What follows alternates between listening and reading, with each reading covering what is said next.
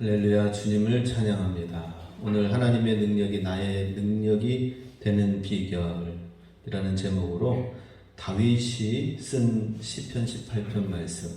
오늘 시편 18편 시작하는 그 제목이 있습니다. 그 제목이 참 길게 좀 나와 있긴 한데요.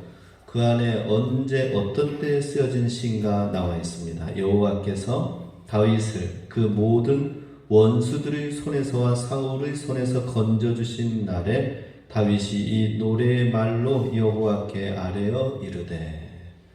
그러니까 다윗이 모든 원수들과 사울에게서부터 죽음으로부터 건지시고 드디어 하나님이 왕으로 세우신 그때에 하나님 앞에 승리 가운데서 다윗이 하나님 앞에 기도하고 노래한 고백한 찬양의 글이 오늘 시편 18편 말씀입니다.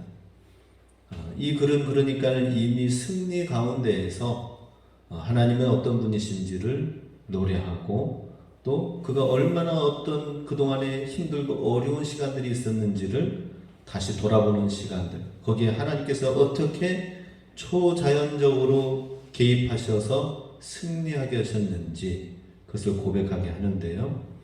이미 승리 가운데 부르는 노래다 하는 것이죠. 오늘 우리가 부르는 찬양과 기도는 무엇입니까? 예수님께서 이미 십자가에서 이미 다 원수들을 깨뜨리시고 승리하셨어요. 그리고 우리가 누구든지 주님을 믿기만 하면 그 승리 가운데서 우리도 노래하고 승리 가운데서 우리가 선포하며 모든 일어나는 일들을 바라볼 수가 있다 하는 것입니다. 우리 다윗의 이 능력의 비결을 우리가 이 시간 함께 살펴보길 원합니다. 오늘 우리가 다윗의 이 승리의 능력의 비결을 이렇게 지금 얘기를 해주고 있거든요. 내가 그동안 어떻게 그 수많은 위기와 어려움들을 이겨낼 수 있었는가. 그 비법 알고 싶죠, 그죠? 예. 우리 회사에 보면은 가끔 이런 뉴스가 나옵니다. 한 회사에 연구원이었고 간부였던 사람이 퇴직하든지 다른 곳으로 가서 어느덧 그 회사의 기밀과 그 굉장히 중요한 비법과 문서와 설계 이런 것들을 다른 회사에 넘겨서 그것으로 큰 이득을 얻었다. 그런데 그게 잡혀지고 발각되어졌다 하는 것입니다. 그런 거 보면은 참 너무나도 저도 가슴이 철렁거려요. 제 회사도 아닌데 아니 어떻게 그렇게 섬기고 했던 그 기업에 이제는 적군이 되어가지고 그렇게 물질의 눈이 멀어서 할 수가 있는가 이런 생각을 가져봅니다. 그런데 그게 그 비밀을 1급 비밀을 넘겨준 상대가 특히 중국이라는 것이 상당히 많이 뉴스에 나옵니다. 중국의 기업에 넘겨졌다. 아니 우리나라에 있는 경쟁 기업에 대해서도 넘기면은 그것으로 인하여서 엄청난 어려움이 있다든지 아니면은 정말 큰 것을 도적 맞았다면은 사활이 걸려진 문제가 될 수도 있는데 그걸 중국에 넘겼어. 와, 너무나도 안타까운 생각이 듭니다. 그런데 하나님께서는 다윗에게 이 귀한 1급 비밀을 특별히 오늘 시편 18편에서 말씀해 주시면서 공개적으로 얘기를 하고 있습니다. 그리고 아무리 사탄이 이 사실을 안다 하더라도 이것을 특별히 읽고 믿음으로 받아들이고 숙지하고 그 말씀대로 믿음대로 살아가는 자에게는 동일하게 하나님께서 나타나시고 역사해 주신다 하는 것입니다. 우리 다윗처럼 하나님의 능력을 나의 능력으로 삼으실 수 있기를 주님의 이름으로 축복합니다. 다윗은 정말 살아계신 하나님을 발견하였습니다. 오늘 1절에 보면은 나의 힘이신 여호와를 사랑하고 자랑하라 라는 그런 말씀부터 시작합니다. 같이 읽습니다. 나의 힘이신 여호와여 내가 주를 사랑하나이다. 다윗이 먼저 고백한 것은 내가 주님을 사랑합니다라는 것부터 고백을 하고 있습니다. 하나님이 나에게 특별한 능력을 주셨고 삶 가운데서 엄청난 도움을 주셨는데 이것은 바로 하나님께서 나에게 능력이 나타나시고 이 모든 일을 이기게 하셨는데 무엇보다 먼저 주님을 사랑한다고 고백하는 것부터 시작을 합니다. 이 세상 가운데에서 정말 시시한 사람들일수록 세상 지식이나 돈에 집착하여서 그것을 자기 자신의 힘으로 만드는데 정신이 없습니다. 그런데 우리는 다른 것이 아니라 하나님의 능력으로 어떻게 나는 이겨나갈까, 승리할까, 이러한 데 우리가 있다면 얼마나 좋을까요? 그러기 위해서는 그것을 아는 사람은 하나님의 뜻을 우리가 받들고 나아갈 때에 어려움이 있다 하더라도 그 위험한 자리에 뛰어들게 되면서 오히려 그 상황 속에서 하나님의 뜻 가운데 있는 상황 속에서 흉내낼 수 없는, 남이 흉내내고 따라올 수 없는 하나님의 능력을 주시게 된다 하는 것입니다. 다윗은 왜 하나님을 사랑한다고 고백하는가? 하나님의 말씀, 하나님의 뜻을 끝까지 붙들었거든요. 힘들어도 지금 당장은 내가 이렇게 하면은 나에게 유리한데 하나님의 뜻을, 하나님의 말씀을 먼저 생각하였습니다. 그렇기 때문에 하나님께서 결국 궁극적으로는 하나님이 더 큰 능력으로 이기게 한 것을 보게 됩니다. 그래서 우리 다윗이 정말 주님을 사랑한다라는 이 고백은 그냥 나 자신을 사랑한 것이 아니라 나 자신보다도 하나님을 더 사랑하는 신앙의 고백이 된다는 것입니다.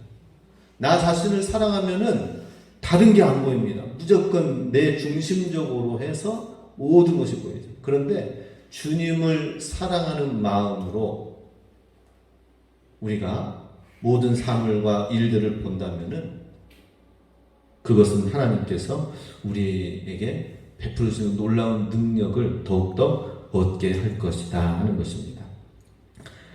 오늘 주님을 사랑한다고 하는 것은 주님을 다윗이 자랑하는 것으로 또 나타나는 것을 보게 됩니다. 주님을 사랑하는 예수님, 주님 사랑하는 여호와 하나님은 어떤 분이시라고 2절에 자랑을 하고 있습니다. 같이 읽습니다. 여호와는 나의 반석이시요 나의 요새시요 나를 건지시는 이시요 나의 하나님이시요 내가 나의 피할 나의 바위시요 나의 방패시요 나의 구원의 뿌리시요 나의 산성이시로다.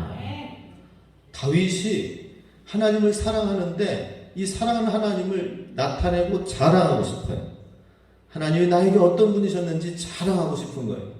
하나님은 나에게 이렇게 역사하셨습니다. 나에게 이런 분이십니다라고 자랑하면서 주님을 사랑할 수밖에 없는 이유를 말하고 있습니다. 그것은 무엇입니까? 첫 번째로 나의 반석이다라는 것이죠. 여호와는 나의 반석이시다. 반석은 반석 위에 세워진 것이 흔들리지 않죠. 흔들리지 않아요. 지난주에 뉴스에 보니까 그 해운대 앞쪽에 큰 바다 앞에 전망 좋은 뷰가 있는 그곳에 고층 빌딩이 이렇게 막 섰대요. 그런데 문제가 생겼어요. 바다에 있는 바닷물이 침수가 되어져 가지고 방수가 제대로 안 된 건지 모르겠지만 아파트 지하에 물이 발목까지 바닷물이 차가지고 들어가 있는 거예요. 그거 어떡합니까? 이렇게 높이 올라간 이 건물들은 지금 잠시 잠깐 차 있는 거 뺀다고 해서 되는 것이 아니라 이게 계속 침식되어지고 침하되어지면은 결국에는 이게 부식이 되어져 가지고 어떻게 될 것인지 염려가 되었습니다. 근데 우리 삶, 그 거대한 빌딩도 앞으로 어떻게 대처해야 될 것인가 걱정이 됩니다. 그런데 우리의 삶도 마찬가지예요. 아주 작은 문제 염려하고 또 내 힘으로 안 되는 감당 못하는 힘도 또 염려를 하는데 문제는 우리에게 있어서 문제는 뭡니까? 하나님이 나의 삶의 반석이 되셔야 된다 하는 것입니다.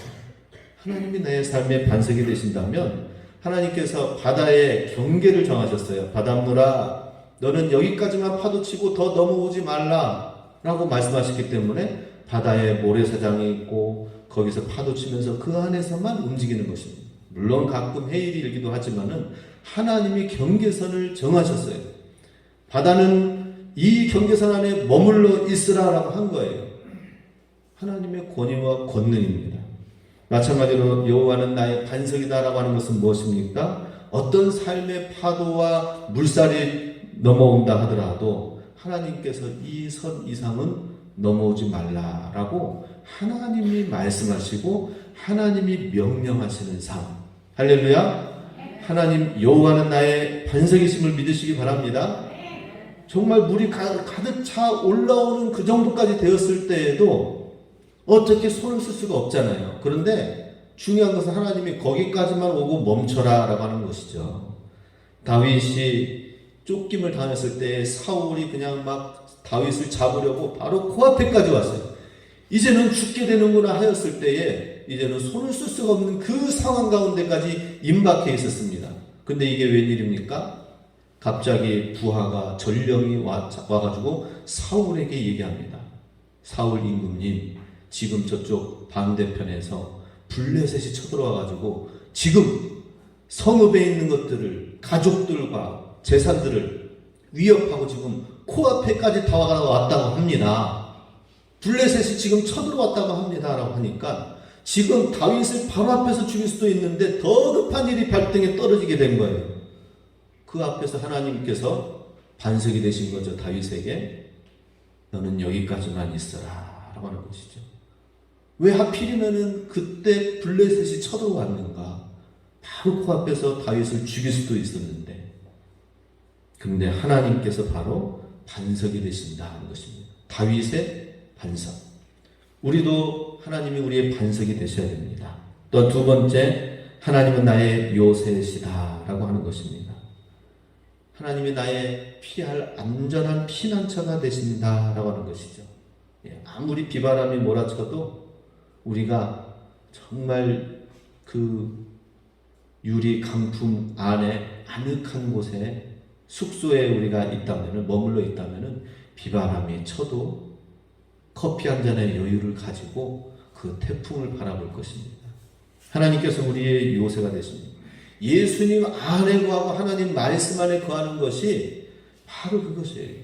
그런데 예수님 안에 거하지 않으니까 커피 한 잔에, 차 한 잔에 여유가 없어요. 우리 삶 속에 여유가 없어요. 만나면은 근심, 걱정, 염려 가운데에 여유가 없습니다. 그런데 우리는 예수님이, 하나님이 우리의 요새가 되신다 하는 것입니다. 주님이 우리의 피할 안전한 바위와 방패가 되시고 나를 건지시는 분이시다라고 하시죠. 나를 건지신다는 건 뭐예요? 하나님께서 구급 헬기가 차가 와가지고는 특공대가 투입되어가지고 하나님께서 우리를 건져주시기 위해서 투하시킨다 하는 것입니다. 하나님께서는 우상처럼 어떤 신전 안에 갇혀있는 분이 아니라 하나님이 실제로 나를 지키시고 건지시는 살아계신 하나님이시라는 것을 다윗은 체험하였습니다. 또 하나님은 구원의 뿔이다라고 합니다. 구원의 뿔. 지난번에 우리 권사님들이랑 노루가 나타나서 노루 잡으러 딱 갔더니 그물에 잡혀 있어가지고 간신히 이제 잡아가지고 눌러서 결박한 가운데에서 이제 그물을 풀어주고 놔줬는데 뿔이 얼마나 날카로운지, 와, 노루 뿔이 막 엄청납니다.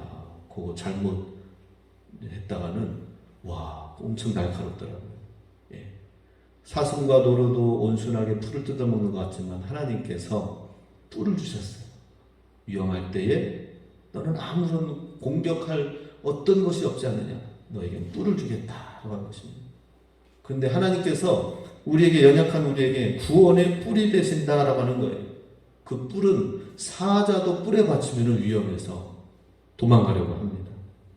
위협을 당하고 두려워합니다. 예수님이 우리의 구원의 뿔이 되신다 하는 것입니다. 그 뿔을 가지고 있기 때문에 어때요? 푸른 초장에서 풀을 뜯어먹는 것입니다. 또 우리의 산성이 되신다라고 하는 것이죠. 산성, 높은 곳에 있는 곳이 산성입니다.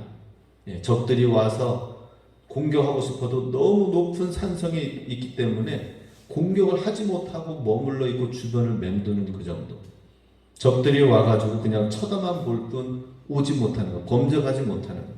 우리가 하나님 앞에서 이렇게 돼야 되는데 산성 안에 거하지 않으니까 어떻게 되는 거예요? 사탄이 와서 농락하는 겁니다. 공격하고 건드리고 그러는 것입니다. 하나님 안에 거하시기 바랍니다.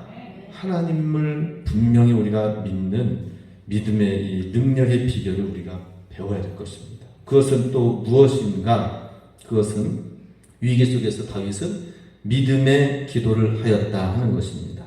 3절에서 5절 말씀에 보면은 다윗이 어떤 상황에 처해서 있었는지 거기에서 하나님께 기도를 하였는지를 말씀하고 있습니다. 3절에서 5절 같이 읽습니다. 내가 찬송받으실 여호와께 아뢰리니 내 원수들에게서 구원을 얻으리로다.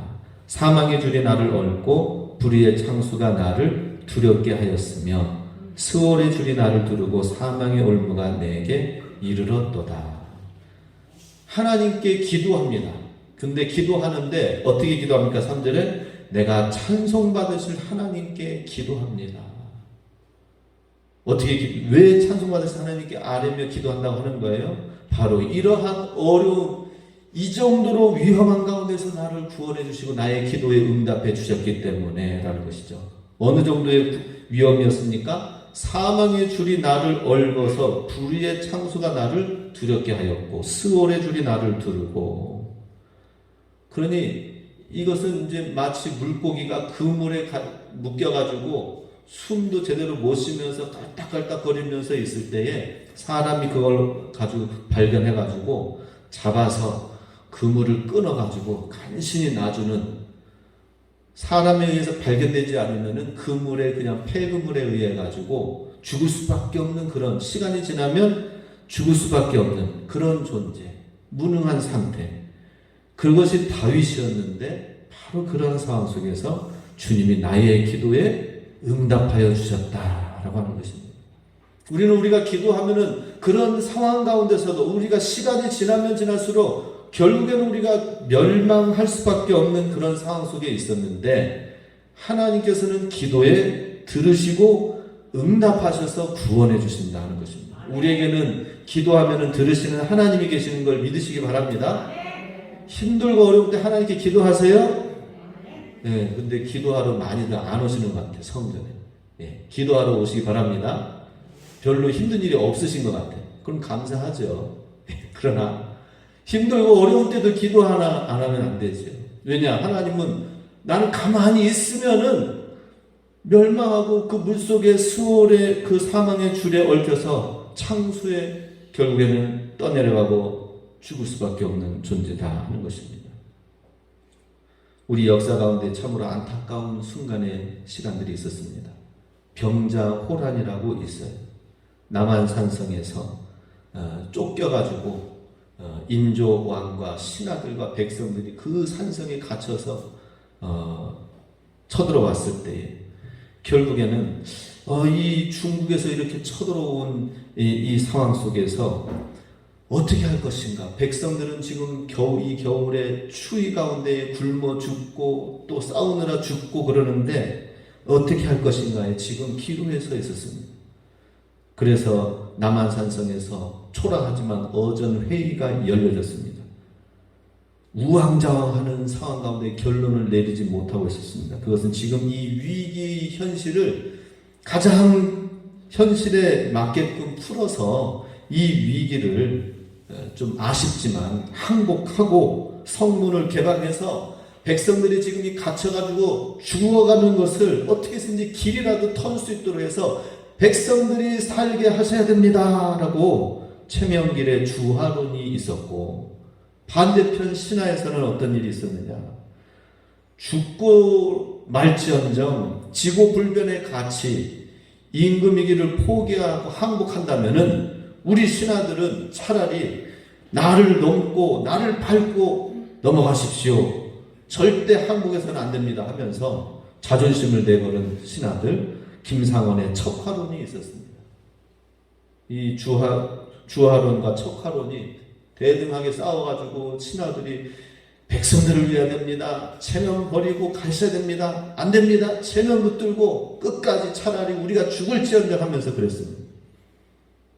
참으로 진퇴양난의 우왕좌왕하는 상황 속에서 결국에는 적군이 쳐들어와서 완전히 삼전도 항복이라고 하는 치욕의 순간 임금이 강제적으로 반강제적으로 인조가 땅에 머리가 피가 나도록 해서 하고 결국에는 두 가지 다 잃어버렸어요. 명예와 체신도 잃어버려서 그랬고 또 백성들은 볼모로 잡혀가서 포로로 끌려가면서 엄청난 고난을 당하였고 이런 안타까운 역사를 맞이했습니다. 이러지도 저러지도 못할 그 상황 속에서 참 하나님 앞에 다윗 왕정이라면 하나님 앞에 기도하면서 풀어놨을 때 하나님께서 극적으로 역사해 주는 상황들이 있을 거예요. 근데 하나님이 없으니까 왕이라 하더라도 왕의 신하들이 나눠지고 생각들이 나눠지니까 어떻게 할 수 없는 가운데 시간이 지나가면서 결국에는 두 가지 다 안 좋은 결론들을 맞이하게 된 것을 보게 됩니다. 우리에게는 이런 상황이 있으면 어떻게 됩니까? 하나님 앞에 믿음의 기도를 올려야 될 줄로 믿습니다. 하나님이 살아계시기 때문에 기도하면 하나님께서 들으신다는 이 믿음이 있었기 때문이다 하는 것입니다. 그럼 모든 일에 있으면 우리는 기도하면서 담대함으로 나가셔야 돼요. 전에 교회에 있을 때에 거기도 뭐 똑같이 시골 교회죠. 예. 그런데 어느 날 갑자기 우리 군준이 생일날 지하 거기는 3층 건물이거든요. 3층 사택, 2층 본당, 1층 교육관, 주방, 사무실이 있었습니다. 그런데 3층에 사택이 있었는데 갑자기 뭐 주방에서 불이 나나? 냄새가 나가지고 가보라고 아들한테 얘기했더니 그 안 난 괜찮다고 하는 거예요. 그 문을 열고 딱 열자마자 시커먼 그 흐르는 게 밑에서부터 올라오는 거예요. 내려가서 막 더듬으면서 그래가지고 화재가 밑에서 막 교육관에서부터 불이 붙어가지고 그 흐름이 올라오는 거예요. 큰일 났다. 야, 나도 이런 일을 맞이하고 교회도 이런 일이 생길 수도 있구나. 그러면서 다시 나만 혼자 도망가지 않고 가족들이 있잖아요. 그죠? 그래서 다시 올라가서 빨리 밑에 불이 났으니까 얼굴에 수건이라든지 천 가려가지고 그래가지고 오라 엎드려서 내려오라고 그래 참 내려왔습니다. 그런데 하도 급하니까 그냥 막 누구야? 우리 사모는 막 누구 팬티를 막 코에다가 대가지고 그래가지고는 막 와서 나중에 보니까 그게 팬티였어요. 그래가지고 간신히 이제 막 올려가지고 내려왔는데 1층에 이제 불을 이제 막 헤쳐보니까 112 신고하라고 하고 119 그래서 헤쳐서 보니까 선풍기 오래된 거기에서 돌아가지는 않고 밑에서는 이제 전원은 올려져가지고 이제 당겨져 있고 하니까 헛바퀴 돌아가는데 과부가 돼가지고 불이 난 거예요. 그래가지고 여기서부터 막 타고 올라오는 거예요. 근데 그게 그름이 엄청나게 나오는 거예요. 결국은 제가 이제 막 불로 막 끄고 상해가지고 하니까 제가 다 끄고 나니까 119 소방대원이 오더구만요. 그래서 마치게 됐는데 잘 마쳤는데 다 대신 교육관에 그 흐름이 일어나가지고 다 리뉴얼을 할 수밖에 없는 상황이었어요. 아유 주여 이거 어떻게 합니까? 그래서 우리 근데 그날이 토요일이었고 주일날 아침에 성도님들을 맞이하면서 긴 이제 말씀을 전했어요. 전하 위복의 하나님 해서 우리가 기도하면 하나님께서 반드시 이 어려움도 전하 위복으로 더 하나님이 크게 우리의 기도 가운데 응답해 주실 것이다. 메시지를 함께 전하고 함께 뜨겁게 기도했어요. 그리고 나서는 이제 시간이 좀 지나면서 지방에서도 알게 되고 해서 뭐 우리 서로 함께 도웁시다 해가지고 했더니 나중에는 다 고치고 새롭게 하고 1,000만 원이 남았어요. 그래서 그걸로 그 자동차 보험 할부는 뭐 다 갚아버렸잖아요. 오히려 더 전하 위복, 더 크게 하나님이 채워주신 것을 보게 됩니다. 우리는 어떤 상황에서든지 하나님 앞에 기도하면 하나님이 들어주신다는 사실을 우리는 믿어야 되는데 이상하게도 어려운 문제 상황 속에서는 그게 생각이 안 나는 거예요. 우리 반드시 알아야 됩니다. 훈련되어지지 않으면은 어려운 상황 속에서는 그러는 거예요. 저는 그래서 훈련되어지려고 합니다. 위기 상황 속에서 교통사고가 누가 났다 그러면은 어떻게 처리를 해야 될지 봅니다. 여러 가지 위기와 어려운 상황들을 봐서 교통 정리라든지 뭘 좀 하려고 저는 또 누가 위기 가운데 있다 혹은 노루가 그물에 잡혀서 있다 어떻게 내가 공격받지 아니하고 어떻게 구출을 해야 될지 이런 것들을 다 좀 생각하고 훈련해서 제가 어떤 상황에서든지 도움을 주려고 합니다. 언젠가 여기 청소년 수련원 옆으로 차가 뒤집어져 있는 거예요. 밤에 수요예배 운행 갔다가 오는 길에 보니까 차가 뒤집어져 있어. 승용차가 뒤집어져 있어. 그 로드킬 되려고 하는 이 어떤 짐승을 피하려고 꺾었는데 차가 그냥 바로 뒤집어진 거예요. 그래서 제가 차 유리문을 부수고 그래가지고 사람을 거꾸로 된 사람을 건져내고 그래 보니까 나중에 구출해서 보니까는 오대산 국립공원 직원이었던 거예요. 그래서 과장님이 보셔가지고 특별히 도움이 될 만한 문제가 있으면 저한테 꼭 연락 주십시오 하고 명함 주고 가시더라고요. 위기 상황 가운데에서 나만 도망가고 나만 사는 것이 아니라 어떻게 해서 살릴 것인가 훈련되어져야 되는데 마찬가지입니다. 우리 모든 성도들도 말씀 안에서 말씀으로 훈련되어져야 위기 상황 속에서 하나님의 말씀으로 하나님 앞에 기도함으로 담대한 믿음으로 우리가 나아가게 된다는 것이죠. 근데 이런 훈련이 안 되어지면은 거기에서 분열과 문제와 불신앙과 어려움이 생기게 된다는 것입니다. 6절 말씀 같이 있습니다. 내가 환난 중에서 여호와께 아뢰며 나의 하나님께 부르짖었더니 그가 그의 성전에서 내 소리를 들으시며 그의 앞에서 나의 부르짖음이 그의 귀에 들렸도다. 하나님 앞에서 성전에서 주님이 들으신다라고 하였습니다. 하나님 앞에 기도하러 많이 나오시기 바랍니다. 이게 훈련이 되는 거예요. 또 어떤 하나님께 부르셨습니까? 나의 하나님께 기도하였습니다. 하나님은 나의 하나님이시라는 것을 다윗은 아주 몸으로 체득을 하였습니다. 하나님, 나의 하나님이. 나중에 사도 바울은 어떻게 해요?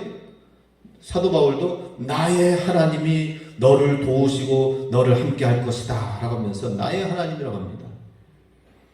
그리고 약속을 붙들고 기도하였습니다. 하나님, 내가 하나님의 기름 부으심 받은 자로서 반드시 하나님이 나를 이스라엘의 왕으로 다윗을 세우신다고 하셨으니 그 기름 부으심의 약속을 붙들고 기도하였거든요. 우리도 하나님 앞에서 하나님이 나를 선택하셨다면 하나님께서 이 세상 가운데 살면서 반드시 멋지게 뛰어나게 우리를 사용해 주실 것이다라는 이 약속과 이 언약을 우리에게 맺은 거예요. 뭐 세상적으로 그냥 뭐 훌륭한 사업가가 되게 해주시겠다 이것이 아니라 반드시 어떤 모양으로든지 하나님께서 나를 새롭게 하시고 바꾸시고 그래서 이전보다 더 새로운 나의 모습으로 만들어가게 해주심으로 큰 일을 주님께서 이루겠다고 약속하신 거거든요. 예, 우리 하나님과 언약한 몸입니다. 하나님의 이런 귀한 것을 약속한 몸이에요. 예, 우리가 이것을 잊지 말고 하나님 앞에 기도하는 것입니다. 이 하나님 나와 약속하지 않았습니까? 주님을 믿는다면 주님, 내가 주님을 위하여 내 일평생 주님을 위하여 쓰임 받겠습니다. 주님과 약속을 한 거예요. 그렇다면 위기와 어려움 정말 곤란한 상황 속에서 하나님 앞에 약속을 믿고 기도해야 되겠죠? 나의 하나님께 약속을 붙들고 기도해야 되는 거예요. 하나님, 이것 또한 주님께서 해결해 줄 줄로 믿습니다. 단지 이것을 잘 이겨나갈 수 있는 믿음 주시고 그래서 내가 하나님 앞에 귀하게 쓰임받게 하여 주시옵소서 기도하는 거예요. 그러면 하나님께서 그 기도에 하나님이 놀라셔가지고 초자연적으로 기적적으로 일하시는 거예요. 다윗의 기도에 어떻게 응답하셨습니까? 그냥 흐지부지 하는 것이 아니라 하나님이 놀라셔가지고 야, 내가 지금 이 상황 속에서 다윗을 살리고 높여주지 않으면 약속을 반드시 이루지 않으면 안 되겠구나. 그래서 어떻게 이루셨습니까? 7절 8절 있습니다. 이에 땅이 진동하고 산들의 터도 요동하였으니 그의 진노로 말미암이로다. 그의 코에서 연기가 오르고 입에서 불이 나와 사름이여 그 불에 숯이 피었도다. 하나님이 응답하시는데 그 대적들을 향하여서 하나님이 입에서 코에서 불과 연기가 나오면서 하나님의 진노로 하나님이 싸워서 역사해 주신다라고 하는 거예요.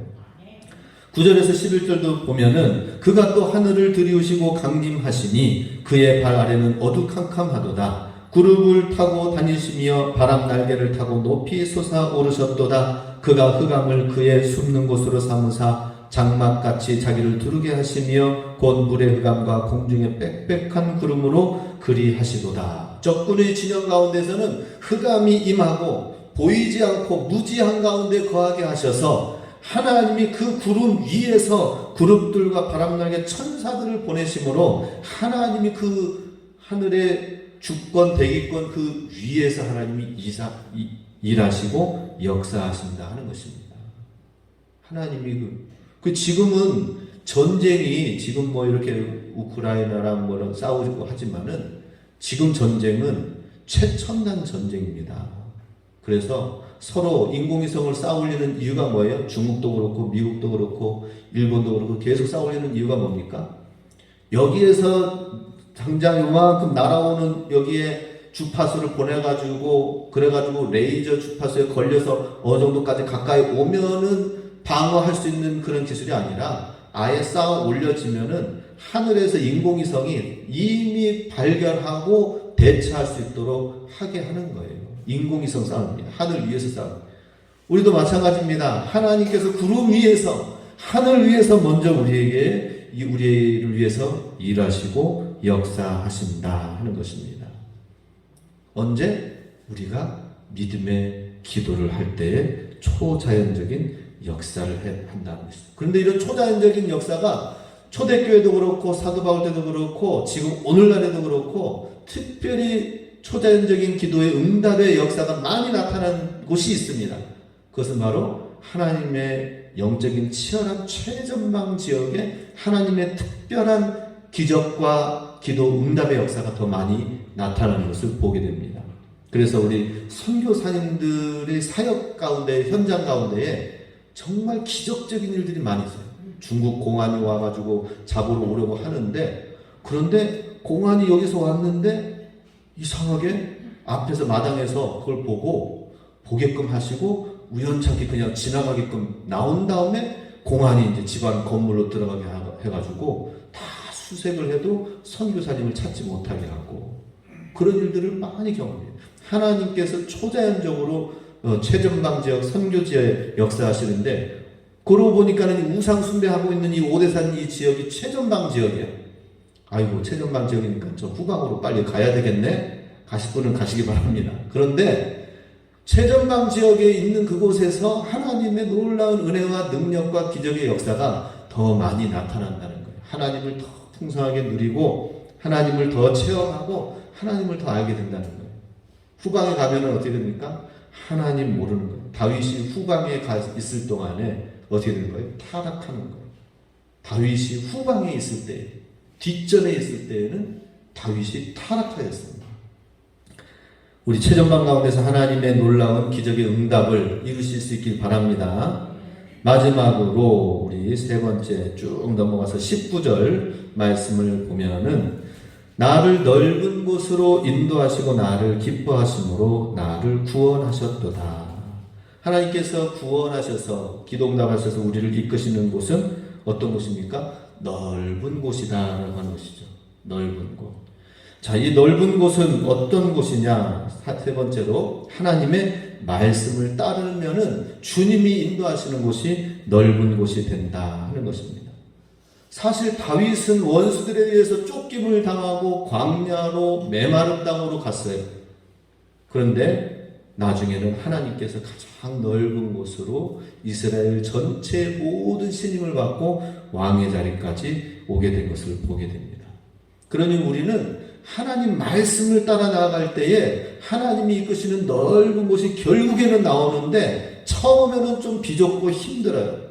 그렇지만 그것을 이겨나가면 점점 넓어지는 길이 됩니다. 그런데 반대로 점점 넓은 길로 편안한 길로 갔다가 인생은 점점 좁아지는 것이 또 인생인 것을 보게 됩니다. 우리는 하나님의 말씀에 비좁은 것을 쫓아가시기 바랍니다. 말씀을 붙들고 협착한 곳을 우리가 나아갈 때 이런 사람이 있습니다. 나름대로 능력을 가지고 인정받은 사람이 있는데, 근데 어떻게 여러 가지 상황 속에서 다른 안 좋은 곳으로 직장을 옮겨지고 떠나가게 되고 쫓겨나게 되었대요. 그래서 아니 나같이 인정받고 능력 있는 사람을 이렇게 직장에서 떠나나가게 할 수 있는가 하고 처음에는 굉장히 원망이 되셨다고 합니다. 그런데 시간이 지나면서 하나님 앞에 기도하면서 보니까 건강의 이상을 발견한 거예요. 그래서 내가 직장에 아무리 유명하고 되어진다 하더라도 거기에서 더 정신없이 일하다 보면은 내가 건강을 챙기지도 못하고 건강이 위험할 수도 있을 텐데 하나님께서 좀 덜 일하는 곳으로 옮겨서 위험한 건강 상태에서 벗어나라고 한 것이었구나. 이걸 또 깨닫게 되었고요. 그리고 또 새로운 직장으로 이렇게 가서 이제 일하면서 보니까 처음 이제 다시 또 남들을 섬기고 다른 새로운 사람을 섬겨야 되죠. 그러면서 그동안 내가 얼마나 직급이 올라가면서 교만했었던가 하는 것을 발견했다고 합니다. 내가 나도 모르게 교만한 가운데 있었구나. 그래서 더 새로운 직장에서 겸손히 하게 됐다고 합니다. 그리고 그 마음속에 그동안에 얼마나 부패한 인간의 욕심이 있었는지를 보면서 다시 하나님이 세우시는 새롭게 이루어주시는 그곳에서 더 겸손히 더 건강한 모습으로 부패와 싸우고 그래서 하나님 안에서 더 새로운 터전 가운데서 하나님과 함께 이루는 축복의 일들을 이루었다고 합니다. 얼마나 이게 축복이에요? 이게 넓은 곳이지 않습니까? 하나님 말씀을 따라가는 넓은 곳이 된다 하는 것입니다. 20절 같이 읽습니다.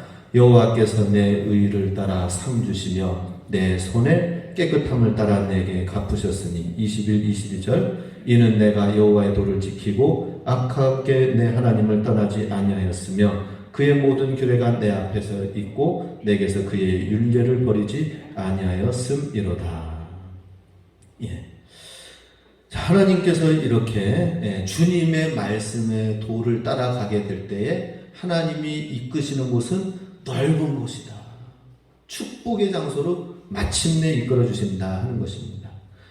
자, 25, 26절에 보면은 자비로운 자에게는 주의 자비로우심을 나타내시며 완전한 자에게는 주의 완전하심을 보이시며 깨끗한 자에게는 주의 깨끗하심을 보이신다 라고 말씀하십니다. 그러나 사악한 자에게는 주의 거스르심을 보이신다. 결국에는 하나님께서 우리를 어떻게 존귀한 사람으로 만들고 변화시켜 주시는지 말씀의 사람으로 변화되어져서 주의 자비를 나타내는 사람, 주의 사랑을 나타내는 사람이 되게 하신다는 것이죠. 그래서 우리 다른 사람에게 강팍하거나 자비롭지 않은 모습으로 까다롭고 어렵게 이렇게 사람들을 대하서는 안 되는 것입니다. 우리 하나님을 안다면은 하나님을 아는 사람은 주의 자비하심으로 자비를 가지고 나아가는 자는 하나님의 주의 자비로우심을 나타낼 것이다. 깨끗한 자에게는 또 주의 깨끗하심을 보이시고 나타내 주실 것이다 라고 말씀하십니다. 우리 다윗이 진정한 하나님의 능력을 받게 된 비결은 무엇입니까? 하나님의 사람이 되었기 때문이죠. 기도하면서 믿음의 사람, 말씀을 쫓아가면서 말씀의 사람이 되었기 때문에 하나님의 능력을 그대로 입게 됐던 것입니다. 우리도 하나님의 능력을 나의 능력으로 여기고 삼는 그러한 비결을 우리가 얻으실 수 있기 바랍니다. 하나님을 믿고 따르면서 진정으로 하나님 안에서 하나님의 능력이 나의 삶 가운데 나타나는 삶이 우리 교회가 저와 여러분이 될 수 있길 주님의 이름으로 축복합니다.